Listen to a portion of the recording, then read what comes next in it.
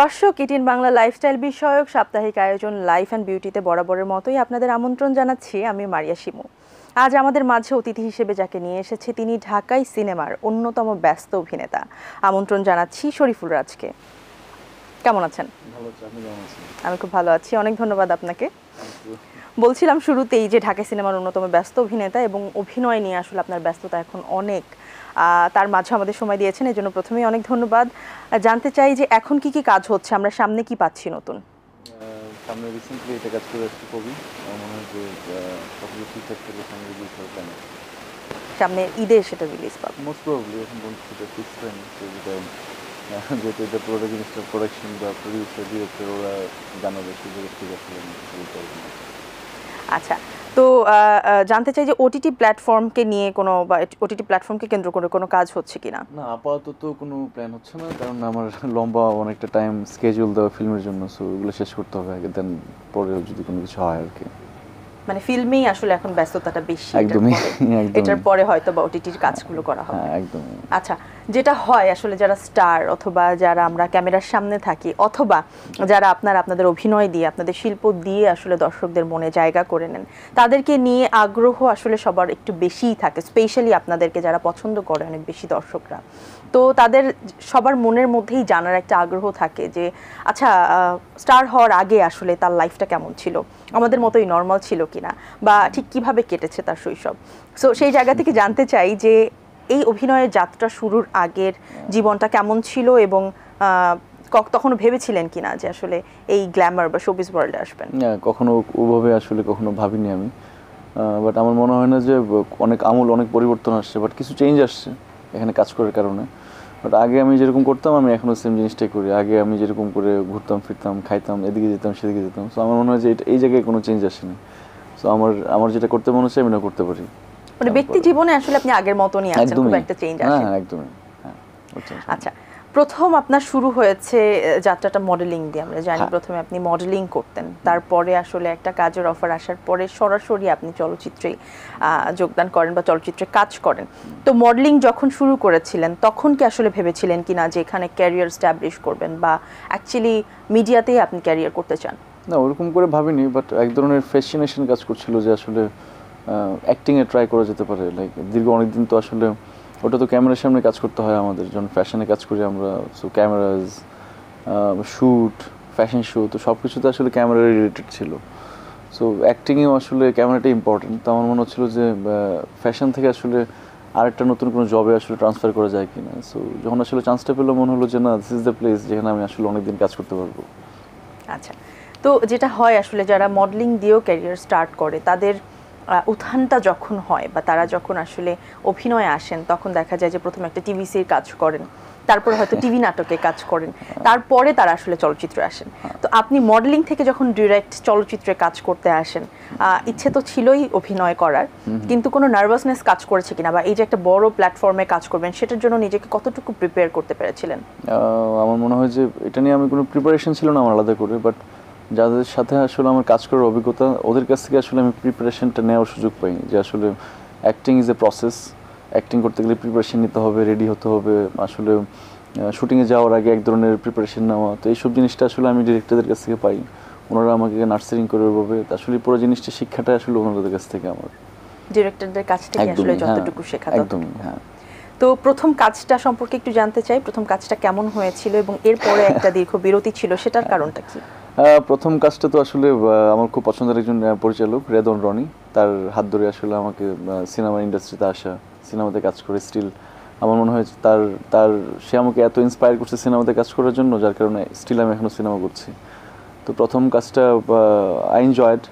আমার সাথে co artist ছিলেন দুজন, কুমার উদয়, নাজিফা তুষি ইভেন ভালো ভালো কাজ করছে, এখন আমি কাজ করতেছি। সো আমার মনে হয় যে উনি খুশিও হওয়ার কথা। সো আমাদের স্টার্টটা ভালো ছিল, আমরা একটা ভালো সিনেমার সাথে ইনভলভ ছিলাম।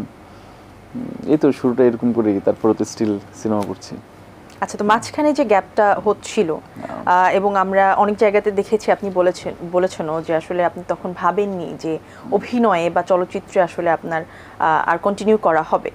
তো এরপর আপনি আবার মডেলিংয়ে ব্যাক করে গিয়েছিলেন, তারপরে আবার যখন আপনার নতুন করে আসলে একটা বিরতির পর ডেবিউ হলো, তখনকার সিচুয়েশনটা কেমন ছিল? কারণ সিনেমা করি আর যেটাই করি, মডেলিং করি, বাট সার্ভাইভ করাটা তো ইম্পর্টেন্ট প্রথমত। সো আমার কাছে মনে হচ্ছিল প্রথম সিনেমা করার পর যেহেতু ফিনান্সটা অনেক ইম্পর্টেন্ট, মানে এই জায়গায় লাইফস্টাইলের সাথে, যেটার জন্য আমি মডেলিং করতাম তখন এটা ইম্পর্টেন্ট ছিল, এখানে আসার পরের ব্যাপারটাও আসলে ইম্পর্টেন্ট।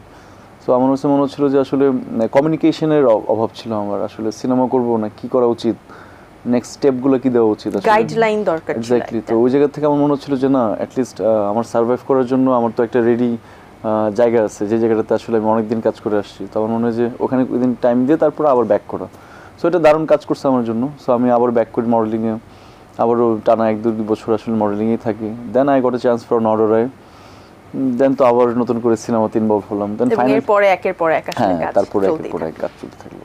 আচ্ছা, বাবা মায়ের কিন্তু আসলে সন্তানদেরকে নিয়ে অনেক ধরনের অনেক প্ল্যানিং থাকে। স্পেশালি আমরা আমাদের সমাজের টিপিক্যাল বাবা মার কথা যদি চিন্তা করি, তাদের ছোটবেলা থেকে ইচ্ছে থাকে যে ছেলে ডক্টর, না হয় ইঞ্জিনিয়ার, না হয় পাইলট হবেন।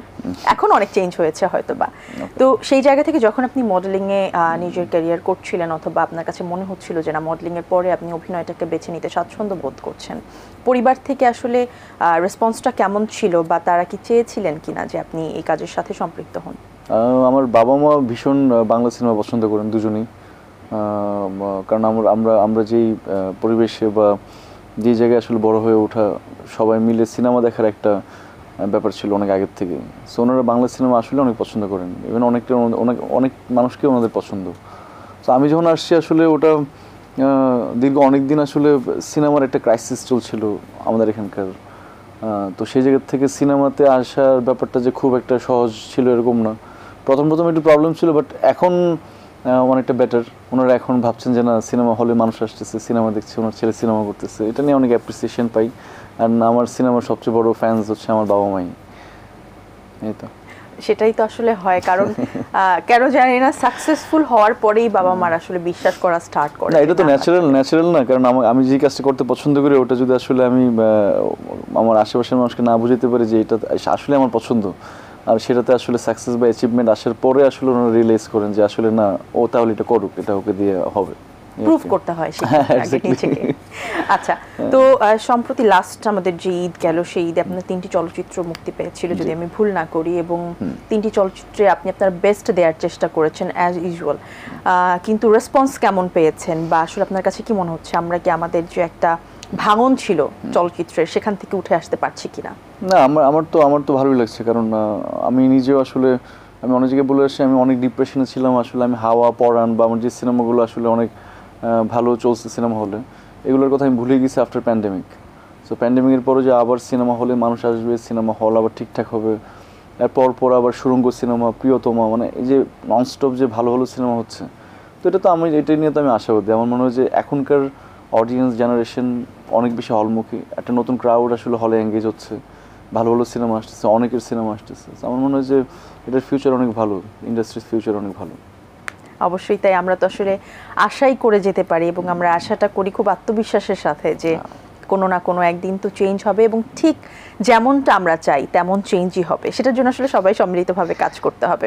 তো নিজের সিনেমা দেখা ছাড়া বা নিজের চলচ্চিত্র হলে গিয়ে দেখা ছাড়া অন্য কোনো চলচ্চিত্র দেখা হয় কিনা বা সুযোগ হয় কিনা, যেহেতু আপনি অনেক ব্যস্ত থাকেন? আমি সুযোগ পেলে আসলে সিনেমা হলে গিয়ে সিনেমা দেখি, কারণ এটা আমাদের এক ধরনের অভ্যাস। আমার আশেপাশে যারা আমার ফ্রেন্ড সার্কেল বা অন্য কোনো সিনেমা রিলিজ পেলেও আসলে আমরা একসাথে দল বেঁধে গিয়ে সিনেমা দেখি, স্টিল এখনও দেখি, দেখা হয়, যাওয়া হয়। যাওয়া হয়। তো আপনার ক্যারিয়ারের শুরুটা হয়েছিল মডেলিং দিয়ে, তারপর আপনি চলচ্চিত্রে কাজ করেছিলেন, তারপরে একটা ব্রেক হয়েছে, তারপরে আবার আপনার ফিরে আসা হয়েছে নডরাই দিয়ে, এবং এর পর আপনি আমাদেরকে খুব হিট অথবা কি বলা যায় যে বেশ জনপ্রিয় একটা চলচ্চিত্র দিয়েছেন, সেটা হচ্ছে পরাণ।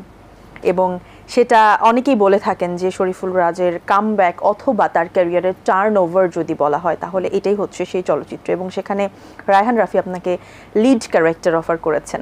তো যখন লিড ক্যারেক্টার আপনার কাছে আসলো, লিড ক্যারেক্টার করার বিষয়টা বা অফারটা এবং রায়হান রাফির সাথে কাজ করার সুযোগটা, তখনও কি মনে হয়েছিল কিনা যে না আসলে কতটুকু পারবেন, বা কোনো ধরনের কোনো নার্ভাসনেস কাজ করেছে কিনা, বা ভেবেছিলেন কিনা যে এত রেসপন্স পাবেন? নার্ভাসনেস কাজ করিনি, কারণ তখন আসলে আমি আরেকটা ফিল্মের জন্য প্রিপারেশনে ছিলাম, হাওয়া।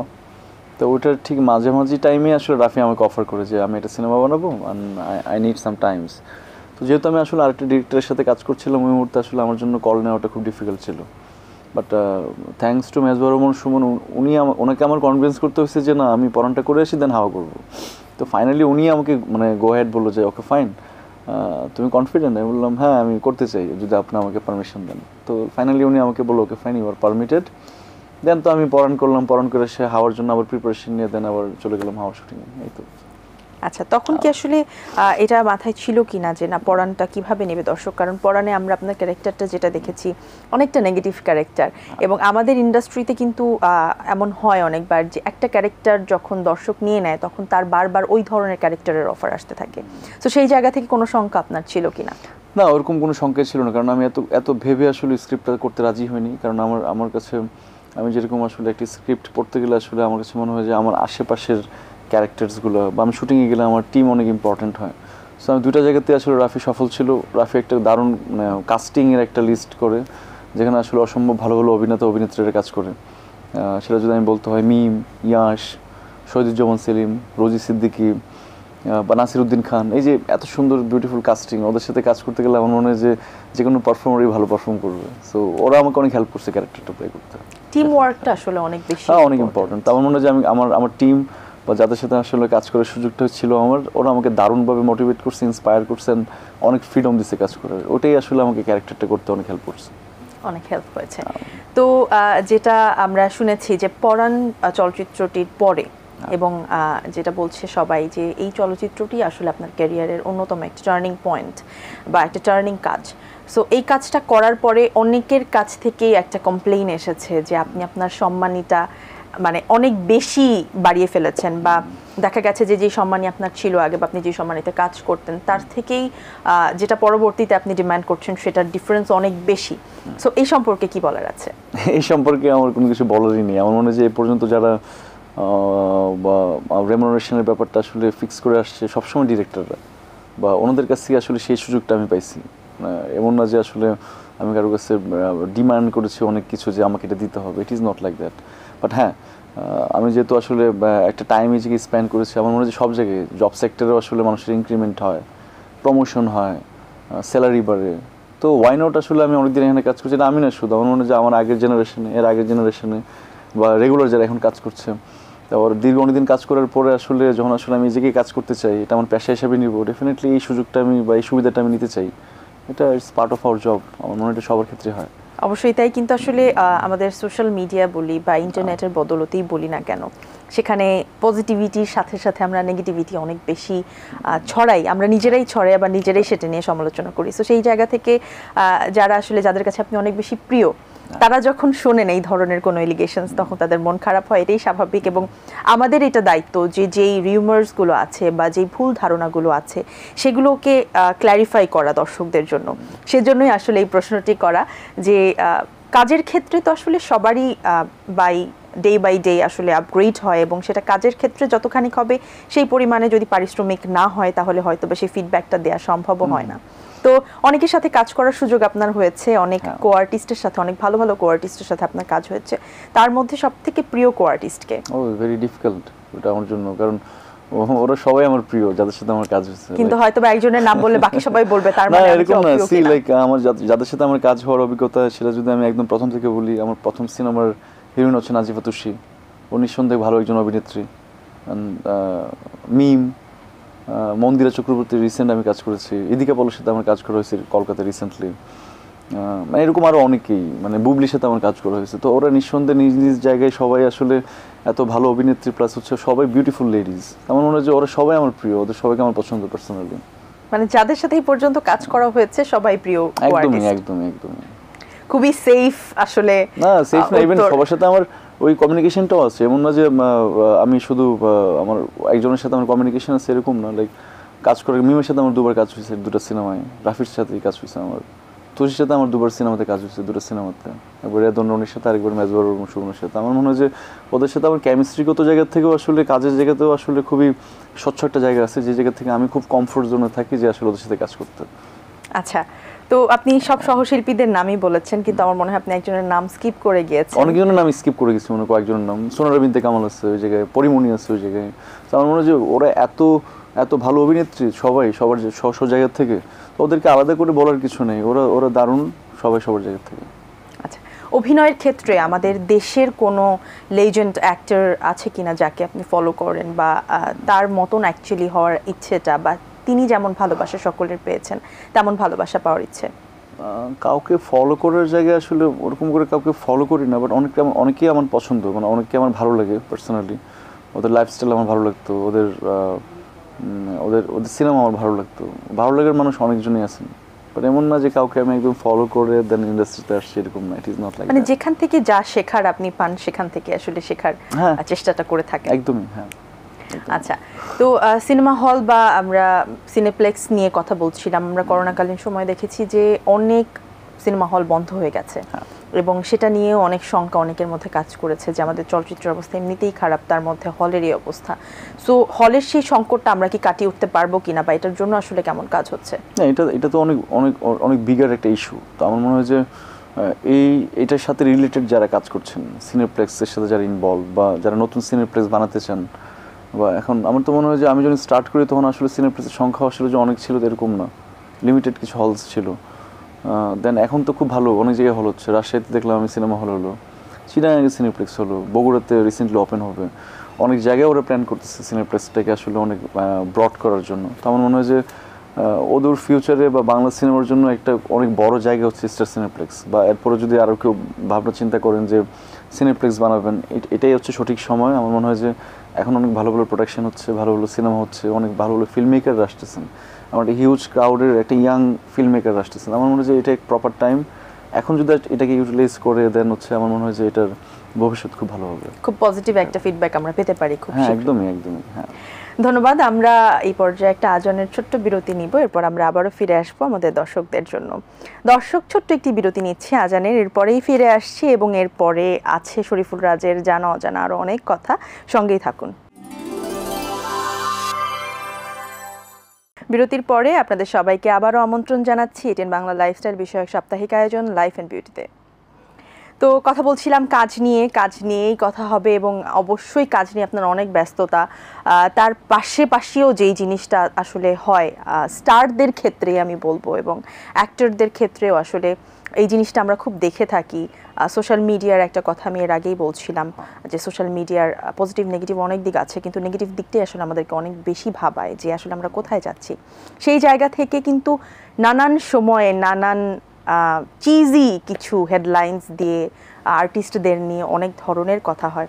যেমন আপনি আপনার ওয়াইফের সাথে বিচ্ছেদের পর আপনি যে কয়জন কো আর্টিস্টের সাথে কাজ করেছেন, প্রায় প্রত্যেকজনের সাথেই আপনার প্রেমের একটা এলিগেশনস এসেছে, এবং সর্বশেষ মন্দিরা চক্রবর্তীর বিষয়টাও আমরা জানি যে তার সাথেও কিন্তু বলা হচ্ছে যে তিনিই কি হচ্ছেন কিনা রাজের পরবর্তী স্ত্রী। তো এই যে বিভিন্ন সময় বিভিন্ন টপিকগুলো এভাবে আসে, বা এগুলো নিয়ে গসিপ স্টার্ট হয়ে যায়, মিনিমাম এক সপ্তাহ তো চলেই এগুলো। তো এই বিষয়গুলোকে আপনি কিভাবে নেন, অথবা পার্সোনালি আসলে এফেক্টেড কতখানি হন? আমি এগুলো প্রথম আমাকে ভাবাতো অনেক, যেহেতু আসলে এসব জিনিস ডিলিং করা বা হ্যান্ডেল করার মতো আসলে আমি কখনো এগুলো ফেস করিনি। যখন আসলে রিসেন্টলি এগুলো ফেস করছে আমি এগুলো নিয়ে বদার না একদমই, প্রথমত। দ্বিতীয়ত হচ্ছে অ্যালিগেশনস ব্যাপারটা কখন আসে, কার থেকে আসে, এটা কি আমার জন্য ইম্পর্টেন্ট? এই যে একটু আগে বললেন আপনার যে negativity and positivity, so negativity and পজিটিভিটির মধ্যে ডেফিনেটলি একটা ফাইন লাইন আছে। তো আমি ফাইন লাইনটাকে কখনো আসলে ক্রস করি না। তো আমার কাছে মনে হয় যে আমি নেগেটিভিটির মধ্যেও কোনো দিন থাকিনি, নেগেটিভিটি স্প্রেড করতে আমার ভালো লাগে না।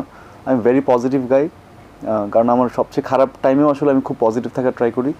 সো পজিটিভিটি ছাড়া আমাকে কখনোই নেগেটিভিটি অ্যাট্রাক্ট করে না। সো যে জিনিসগুলো আসছে, এগুলো মানুষ কেন নিয়ে আসছে এটা ওদের ব্যাপার, এগুলো নিয়ে কেন কথা বলছে এটা ওদের ব্যাপার।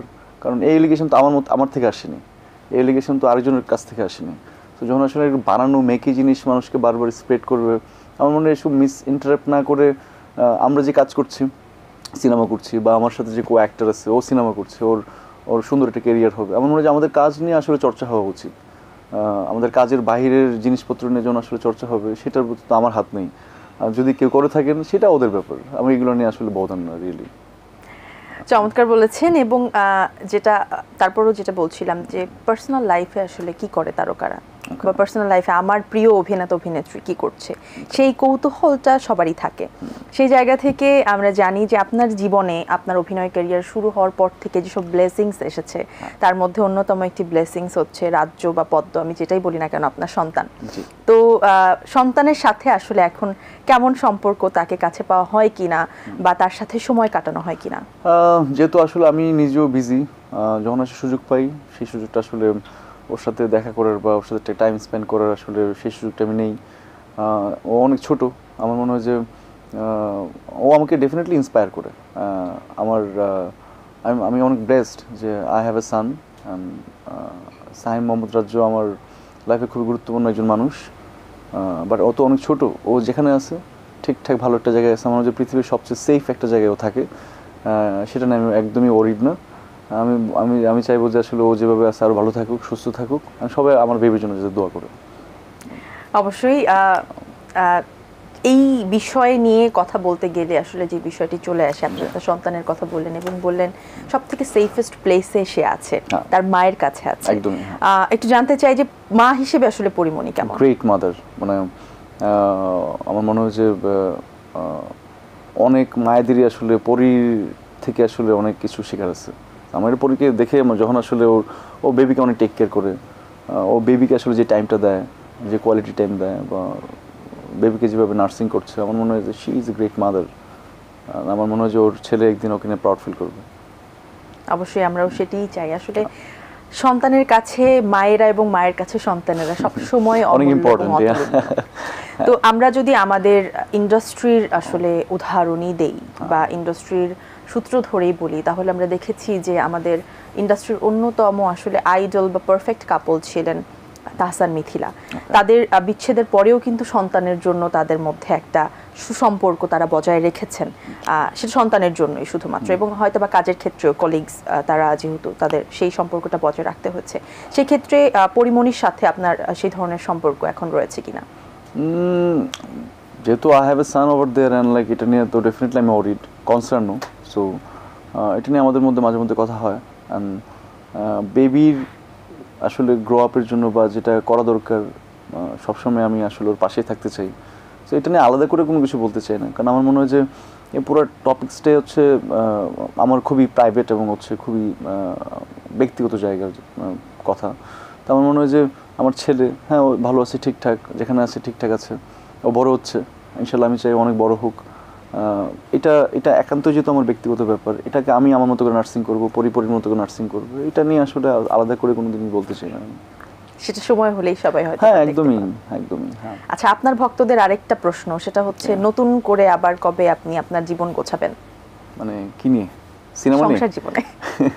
সিনেমা নিয়ে তো কাজ চলছে এবং এটা নিয়ে ওটা নিয়ে আমি এখনো কোনো কিছু ভাবছি না, কারণ আমার মনে হয় যে আমি খুব আর্লি ম্যারেজ, যখন আসলে আমার ম্যারেজ হয় আমি যে খুব ঠিকঠাক ব্যালেন্স স্টেবল ছিলাম, ব্যাপারটা ওরকম না। বা পুরোপুরি প্রিপারেশন নিয়ে যে আসলে শুরু করেছেন। হ্যাঁ, আমি তখন স্ট্রাগল করছিলাম অ্যাবাউট লাইফ। আমি এখনো স্ট্রাগল করছি আমার ক্যারিয়ার, আমার কাজ, আমি কিভাবে কি করব না করব। সো আমার ওই স্ট্রাগলের মধ্যেই আছে। আমি তো স্ট্রাগলের মধ্যে থাকতে থাকতে আসলে I got marriage and I have a son. তো আমার মনে হয় যে একটা টাইমে আসলে যখন আসলে কোনো কিছু ওয়ার্ক করে না বা কোনো কিছু হয়নি বা কোথাও না কোথাও কোনো প্রবলেম ছিল, সেটা আমারও হতে পারে, অন্য দিক দিয়ে হতে পারে, সেটা ওয়ার্ক করেনি। সো সেটা অন্য কেস, ওয়ার্ক না হয়ে হতে পারে সেটা আমাদের। বাট আমার মনে হয় যে আমরা ইনশাল্লাহ দুজন মিলে আমাদের বেবিকে প্রপার টাইমটা দিব। অবশ্যই, এবং স্টেবিলিটিটা আসুক। আর হ্যাঁ ইনশাল্লাহ। হ্যাঁ আচ্ছা, এবার একটুখানি অন্য প্রসঙ্গে যাই। আবারও সেই একই কথা, স্টার যারা থাকে, যারা পর্দার সামনে কাজ করেন, তাদের অনেক খুঁটিনাটি বিষয় দর্শকরা জানতে চান।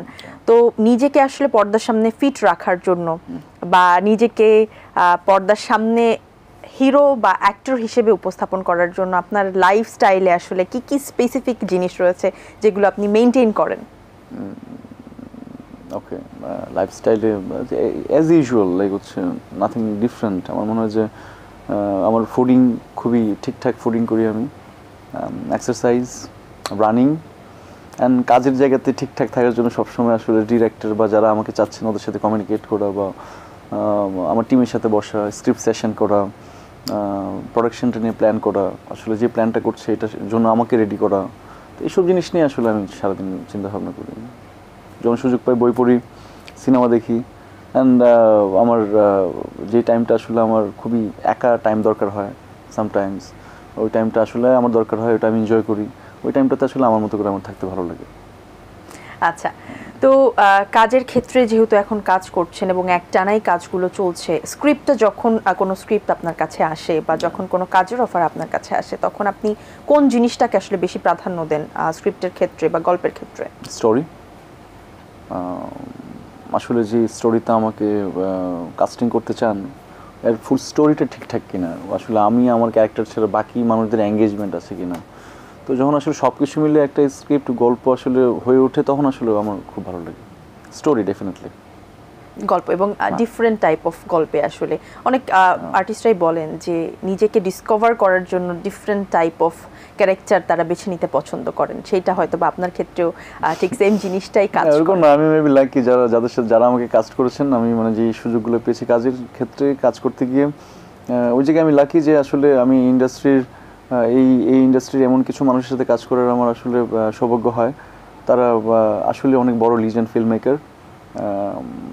আমি ওদের নামই বলতে চাই, আমি যদি বলি গিয়াসউদ্দিন সেলিমের কথা, মেজবা রহমান সুমন, গিয়াসউদ্দিন সেলিম, রায়হান রাফি, রেদওয়ান রনি, মিজানুর রহমান আরিয়ান, মানে আমি বললাম যে লাইক অনেকগুলো মানুষ। তো আমি বললাম এতগুলো মানুষের সাথে আসলে কাজ করতে গিয়ে আসলে আমার নিজেরও শেখার জায়গাটা কিন্তু অনেক ভালো একটা স্কুলিং হয় আমার। তো আমি মনে হয় যে আমি লাকি যে আমি আসলে কিছু ভালো ডিরেক্টর পাই আমার লাইফে এখন পর্যন্ত কাজ করতে গিয়ে কাজের ক্ষেত্রে। আমাদের কম্পিটিশনটা কিন্তু এখন, বা আমরা যদি এখন একদম কি বলা যায় হেড টু হেড আমরা এখন কাজ করে থাকি, আমরা কিন্তু কম্পিট করি আমাদের পার্শ্ববর্তী দেশের সাথেই, বা আমরা সেই কোয়ালিটির কাজটা করারই কিন্তু এখন চেষ্টা করছি। সেই জায়গা থেকে অবশ্যই আমরা বলবো যে হ্যাঁ, আমরা অনেক রিসেন্টলি আমরা বেশ ভালো ভালো কিছু চলচ্চিত্র আমরা পেয়েছি, মুভি পেয়েছি, আমরা আশাবাদী আমরা আরও ভালো কিছু পাবো। কিন্তু পার্শ্ববর্তী দেশে আসলে যদি বলিউড ইন্ডাস্ট্রিতে কখনো কাজ করার কোনো অফার আসে এবং আপনাকে অপশনস দেওয়া হয় যে কোন অ্যাক্ট্রেসকে আপনি আসলে চুজ করবেন আপনার কো-আর্টিস্ট হিসেবে, তাহলে কার সাথে কাজ করার ইচ্ছা আছে? আমি huge fan of Deepika Padukone, অনেকেই, বাট যেহেতু আমি বলিউড না, যেহেতু আমি এখানেই কাজ করছি, আমার মনে হয় যে এই জায়গায় আমি অনেকদিন কাজ করতে চাই, কারণ এটা আমার সবচেয়ে কমফোর্ট জোন। আমি ইন্ডাস্ট্রিকে চিনি, আমি বাংলা সিনেমা কাজ করতে আসছি, আমি এখানে আসলে অনেক দিন কাজ করতে চাই। সো বলিউড হলিউড তো অনেক দূরের কথা। তারপরেও আমরা জেনে রাখলাম যে কখনো যদি এমন হয় যে কাজ করার সুযোগ হয়, তাহলে কাকে আপনি বেশি প্রেফার করবেন? দীপিকা পাডুকোনকে কাস্টিং করতে। আচ্ছা, আমরা জানি যে শরীফুল রাজ ঘুরতে খুব পছন্দ করেন, ঘুরতে যেতে খুব পছন্দ করেন, তো ফেভারিট ডেস্টিনেশন কোনটা? গোয়া আমার সবচেয়ে পছন্দের জায়গা। আমার মনে হয় অনেক গরম তো সেখানে। না, আমি তো আমরা যে টাইমে যাই সেই টাইমটা ঠিক করে যাই, আইদার আমি রেনি সিজন আইদার অনেক ঠান্ডার টাইমে যাই। সো আমার মনে হয় যে আমি যে টাইমটাতে যাই it is a great time discover গোয়াকে। So Goa is my favourite place. আচ্ছা, এবং সেটা ভ্যাকেশনের ক্ষেত্রে? হ্যাঁ, ভ্যাকেশনের ক্ষেত্রে ঘুরতে মনে ছিল। ইনফ্যাক্ট আমার হোল ইন্ডিয়াতে ঘুরতে ভালো লাগে, ওদের এত সুন্দর সুন্দর বিউটিফুল প্লেস ওদের। Even I love Meghalaya, Darjeeling, Shillong, obviously Kolkata আমি রিসেন্টলি শ্যুট করে আসছি। সো ইন্টারেস্টিং আছে ওদের জায়গাগুলো। কলকাতায় তো আসলে আমরা আমার কাছে মনে হয় যে বাংলাদেশ থেকে ডিফারেন্ট কিছু না, সেম খাবার, সেম কালচার। না, ওরকম না, কারণ আমি কলকাতা গেলে সবচেয়ে বেশি আমার প্রবলেম হয়, আমার ফুডিং এর প্রবলেম হয়। কলকাতায় ওরা এত এত এত মশলা খায়, আমি যেহেতু অনেক হোমসিক, আমার ঘরের খাবার লাগে, আমি মানে যাই খাবো সেটা ঘরের খাবার হতে হবে। সেক্ষেত্রে প্রোডাকশন কি চেষ্টা করে কিনা আপনাকে? আসলে ওরা যেটা করে নিউ কিছু হয় না, একই জিনিস আবার রিপিট করে ওরা। সো এটা না, ওটা ওদের কালচার, ওরা এমনিতে অনেক মশলা খায়, ইন্ডিয়ানরা অনেক মশলা খায়, যেটার জন্য আমি প্রবলেমে পড়েছি কয়েকবার। তো এরপর একটা টাইমে আমি ঠিক করে নিয়েছি, আমার একটা শেফ ঠিক করে দিচ্ছে প্রোডাকশন, ওর সাথে বসে আমি 1 সপ্তাহ 2 সপ্তাহ ওকে বুঝালাম যে আমি এই খাবার খেতে চাই, মশলা এভাবে দিও না। তো আসলে ওভাবে ঠিক হয়ে গেছে একটা টাইমে গিয়ে। মানে অভিনয় করতে গিয়ে সেখানে রান্নাও শেখাতে হয়েছে? আমি হোটেলে আমি ব্যাক করে দেন আমি রেস্টুরেন্ট, আমি কিচেনে চলে যেতাম, শেফ আসতো, ওনাকে বলতাম আসলে এভাবে দিবেন আপনি, মশলা দিবেন না, কারণ ওরা এত মশলা ওদের এখানে, ওরা মাছের মধ্যে জিরা দেয়, তো এত মশলা। নো, আপনি এত মশলা ইউজ করবেন না, আপনি শুধু ওটা দেন। তো ওরা প্রথমত মাইন্ড করছে যে আপনি মশলা খান না কেন, আমি বলছি মশলাতে প্রবলেম আমার। তারপরে এটা ফাইন, ঠিকঠাক হয়ে গেছে। আচ্ছা, রান্না পারেন কিনা, যেহেতু গাইড করেছেন আপনি শেফদের? হ্যাঁ, আমি যখন ফ্রি থাকি মাঝে মধ্যে আমি আসলে বাসায় রান্না করে ট্রাই করি। আমি মনে হয় যে আমি কিছু কিছু জিনিস খুব ভালো রান্না করি। আচ্ছা, যেমন? বিফ, আর কি ডিম ভাজি, আলু ভর্তা, ডাল। আচ্ছা, সেটা mutton, খেয়ে কেউ মাছ। প্রশংসা করেছে কিনা, নাকি নিজে খেয়ে আপনি নিজে মুগ্ধ হয়েছেন? সেটা তো যারা খেয়েছে ওরা বলতে পারবে, আমার মনে হয় যে আমি জানি না, অনেকেই খেয়েছে আমার মনে হয়। বাট আমি ট্রাই করি, বাসায় যখন একা থাকি বা হচ্ছে আমার ফ্রি টাইমে থাকি, আমি কুক করতে অনেক পছন্দ করি। আচ্ছা, তো সামনে আর কি ধরনের কাজ করার ইচ্ছে রয়েছে, বা থাকে না যে আরেকটু এক্সপ্লোর এই জায়গায় করতে পারলে ভালো হতো? লেটস সি, মানে কিছু জিনিস নিয়ে কথা হচ্ছে, কিছু স্ক্রিপ্ট নিয়ে বসছি আমি। সো ফাইনালি আসলে ঠিকঠাক হওয়ার পরে সেগুলো নিয়ে আসলে কথা বলতে পারবো। ঠিকঠাক হওয়ার পরই আমরা জানতে পারবো। হ্যাঁ। এটা আসলে কেন আমি জানি না, সব হিরোরাই বা সব অ্যাক্টররাই বলে যে সারপ্রাইজ থাকুক। না, আসলে আমার কাছে ব্যাপারটা সারপ্রাইজ না, মানে আমি ব্যাপারটা হচ্ছে আমি ফ্রম দ্য বিগিনিং আমার ক্যারিয়ারের আমি একটা জিনিস শিখে আসছি যে আমার কোনো সিনেমার কাজ হলে প্রথম থেকে আসলে এটা নিয়ে আসলে কথা বলতে আমার পছন্দ না। ইভেন আমার জন্য না, আমি যখন কাজ করছি রেদন রনি এটাকে একটা ভালো সিনেমা বানানোর জন্য ওনার মতো করে প্ল্যান করে গেছেন। সো পুরো ব্যাপারটা শুটিংয়ের পরে কিন্তু মানুষ জানছে। ইভেন সেলিম ভাই, আমি যদি রাফির কথা বলি বা আমি আর মানে সুমন ভাইয়ের কথা বলি, সবাই আগে ঠিকঠাক সিনেমাটা বানাতে চান, বা আমিও ঠিকঠাক একটা সিনেমা শেষ করতে চাই আগে। তো শেষ করার আগে যখন আমি শুরু করে ফেলবো আসলে এটা অ্যাট্রাক্ট করে না। তো যখন সিনেমাটা ডান হবে তখন এটা নিয়ে আমি কথা বলতে পারবো, এটা নিয়ে প্রমোশন করতে পারবো, বা সিনেমার বাকি অ্যাক্টরদের সাথে আমি কোথাও মুভ করতে পারবো। তো এর আগে কোনো কথা বলে ফেললাম, ইট ইজ নট পরে দেখা গেল কোনো একটা ঝামেলা হয়ে ইট ইজ গেল। নট অ্যাবাউট লাইক সারপ্রাইজ দেওয়া। যখন সিনেমাটা রিলিজ হবে তখন আসলে এমনিতেই যারা সারপ্রাইজ হবে, কারো ভালো লাগবে। মানে আগের থেকে এটা বলে কয়ে আসলে তো হয় না, মানে কোনো একটা প্রোডাকশন পুরোপুরি শেষ না হওয়া পর্যন্ত আসলে বলা একদমই। যাচ্ছে আর আমি যখন আসলে কারোর সাথে কানেক্টেড থাকবো, definitely there is agreement, there is a process. তো আসলে ওনাদের কাজ শেষ না হওয়া পর্যন্ত আসলে আমাকে ওয়েট করতে হবে, এন্ড দেন হচ্ছে আসলে এটা নিয়ে আমি কথা বলতে পারবো। This is the process actually. যখন অফিশিয়ালি আসলে হ্যাঁ, ডিক্লারেশন এটাই হওয়া উচিত মানে ফর সিনেমা অ্যাট লিস্ট। অনেক ধন্যবাদ। আমরা অনুষ্ঠানের শেষ পর্যায়ে চলে এসেছি। দর্শকদের জন্য যদি কিছু বলার থাকে প্লিজ। দর্শকদের বলবো প্রচুর বাংলা সিনেমা হচ্ছে, ভালো সিনেমা হচ্ছে। যারা বাংলা সিনেমা পছন্দ করেন আপনারা হলে গিয়ে সিনেমা দেখবেন। আমাদের খুব দারুণ হল হচ্ছে অনেক জায়গায়। আমার মনে হয় যত বাংলা সিনেমার মানুষ হলে গিয়ে সিনেমাটা দেখবেন, হলে যার প্র্যাকটিস থাকবে, আমার মনে হয় যে বাংলা সিনেমা নতুন করে আবার একটা জায়গায় যাবে আর কি। সো আমার মনে হয় যে আমার জন্য দোয়া করবেন, অ্যান্ড এই তো, থ্যাংক ইউ। অনেক ধন্যবাদ আপনাকে আরও একবার। আপনি অনেক ব্যস্ততার মাঝেও আমাদেরকে সময় দিয়েছেন, এবং সেই সঙ্গে life and beauty team ATN বাংলার পক্ষ থেকে অনেক শুভকামনা রইল আপনার জন্য এবং আপনার সামনে দিয়ে। আপনাকে ধন্যবাদ, এটিএন বাংলাকে অনেক ধন্যবাদ যে আসলে এরকম একটা প্রোগ্রাম অ্যাটেন্ড করার জন্য, আমাকে দেওয়ার জন্য ধন্যবাদ। দর্শক, আজ এখানেই শেষ করতে হচ্ছে। আশা করছি আপনাদের ভালো লেগেছে আমাদের আজকের এই আয়োজন। দেখা হবে আগামী সপ্তাহে নতুন কোনো অতিথির সাথে। সেই পর্যন্ত সবাই ভালো থাকুন, সুস্থ থাকুন, আমাদের সাথেই থাকুন, এবং অবশ্যই চোখ রাখুন এটিএন বাংলায়।